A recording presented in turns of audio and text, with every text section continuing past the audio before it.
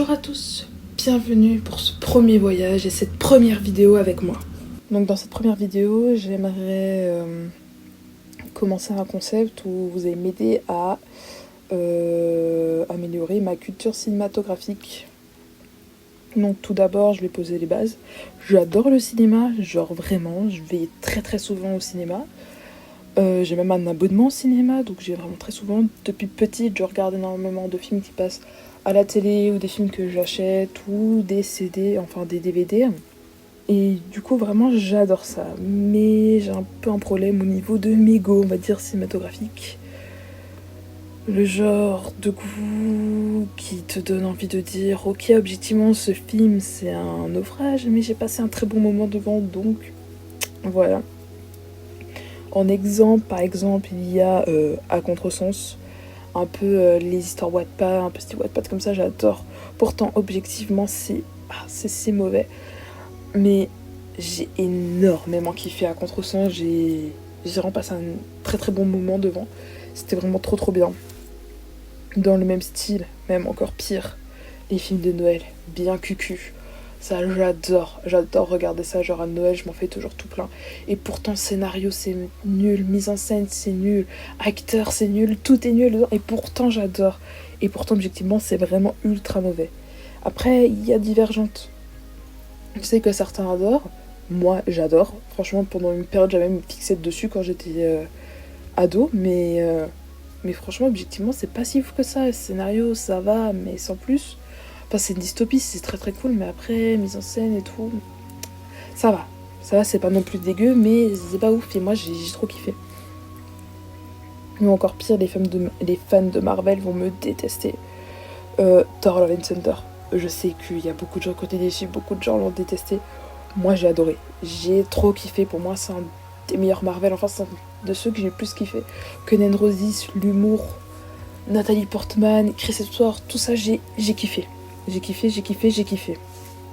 Mais bon, objectivement, je peux pas dire qu'ils sont plus ultra bons, quoi. Et pourtant, parfois, j'aime aussi des bons films, hein. Je vous jure, genre, ça arrive que j'aime aussi des films qui sont objectivement bons. Par exemple, Carole. Très, très, très bon film.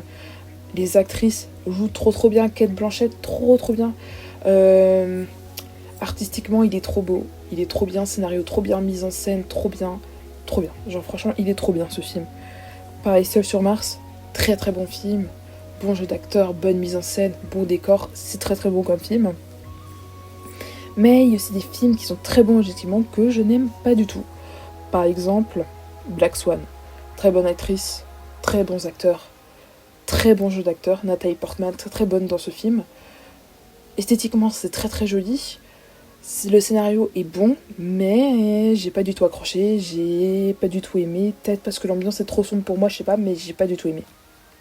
Du coup, je suis dans ce drôle d'entre-deux où j'aime des mauvais films, j'aime des bons films, mais je déteste aussi des très bons films. Pour un peu poser les bases, je vais vous donner mon top 3, comme ça vous voyez un peu mes goûts, qui sont des fois catastrophiques, des fois ça va. On va dire, du top 3, j'ai Édouard aux mains d'argent. Franchement, trop bien ce film. Esthétiquement, c'est marquant, c'est trop beau, c'est incroyable. Voilà. Ouais, j'ai trop kiffé. J'ai pas grand chose à dire parce que j'ai juste genre trop kiffé.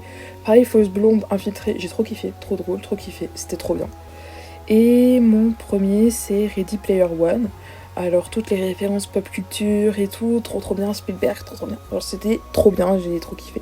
Donc, voilà à peu près mes goûts. Au niveau des sagas, ma saga préférée c'est Star Wars, même si la mise en scène et tout, Lucasfilm et tout, non, pas ouf. Mais moi j'adore, c'est trop bien.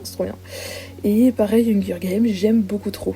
Et du coup, le premier film que j'ai vu là récemment, du coup pour cette vidéo, c'est La La Land. Du coup, qu'est-ce que j'ai pensé de La La Land? Ben, c'est un plutôt bon film, franchement j'ai grave kiffé. J'ai passé un bon moment et surtout, ça m'a fait découvrir le jazz. Et le jazz, je pensais pas que j'allais autant kiffer, mais c'est trop bien. Et ce film, il m'a donné envie de m'intéresser encore plus au jazz. Parce que franchement, c'était trop bien le jazz. Genre, je pensais pas que c'était aussi bien, mais c'était bien. Parce que je connaissais un peu, genre par exemple Louis Armstrong et tout, mais pas plus. Et pourtant, là, le jazz, trop bien. Aussi, les acteurs Ryan Gosling et Emma Stone, trop bien, ils ont bien joué, ils avaient une belle alchimie, c'était vraiment cool. Ryan Gosling, ce que je trouvais vraiment bien, c'est qu'il a appris à jouer du piano pour ce rôle, donc c'était assez immersif, c'était sympa. Visuellement très coloré, très cliché, très kitsch, c'était très cool parce que c'était très assumé. C'était une comédie musicale très cliché, ce que j'ai beaucoup kiffé, parce que du coup c'était assumé et du coup c'était très très bien. Ensuite, les personnages. Le personnage Sébastien, il m'a un peu saoulé au début, snob et tout, j'ai pas trop accroché à son personnage. Mia non plus pas trop, un peu plus mais non plus pas trop. Ensemble le couple ils étaient vraiment sympas, c'était cool. Mais après c'était vraiment cool. J'ai vraiment beaucoup kiffé ce film. Mais à la fin c'est mon point négatif, je n'ai pas aimé la fin. Pourtant elle était très émotive, j'ai pleuré durant la fin, mais j'ai pas tellement aimé que ça. Parce que j'aime bien les fins un peu happy ending comme ça, où ils finissent ensemble. Surtout dans les comédies romantiques, musicales comme ça, j'aime bien quand ils finissent ensemble. Et du coup là, ils ont pas vraiment fini ensemble quoi. Et surtout, un des trucs qui m'a plus brisé le cœur et frustré et mise en colère à la fin, c'est que Mia a maintenant un mec et un enfant. Mais c'est pas avec Sébastien quoi. Et après ils se revoient, mais ils ne se parlent pas. Ils se jettent un petit jeu de regard et chacun part de leur côté. En fait, c'est plutôt une bonne fin. Surtout avec les petits flashbacks. Enfin, c'est pas vraiment des flashbacks, mais genre quand ils montrent l'histoire qu'ils auraient pu avoir ensemble. Là, j'ai pleuré, c'était très émotif, c'était très bien fait, mais la fin m'a frustrée de fou. Voilà, du coup, j'ai du mal avec cette fin. Et du coup, voilà, j'aimerais me refaire une vraie culture cinématographique. Découvrir les grands films, les classiques, les pépites, ou juste les films qui font vibrer les gens, quoi. Et j'aimerais le faire avec vous. Alors si vous avez un film à me recommander, des trucs cultes, ou juste que vous adorez, balancez-les en commentaire. Je vais les noter et je referai régulièrement une vidéo pour parler de ce que j'ai vu et vous faire une petite critique de comment moi j'ai vu le film, quoi. Comme si je l'ai aimé, si j'ai pas aimé et tout. Voilà, du coup, merci d'avoir regardé cette première vidéo. Et surtout, soyez indulgents, c'est ma première vidéo. Du coup, si vous pouvez mettre un commentaire pour dire ce que je peux améliorer, ce serait gentil. Merci beaucoup.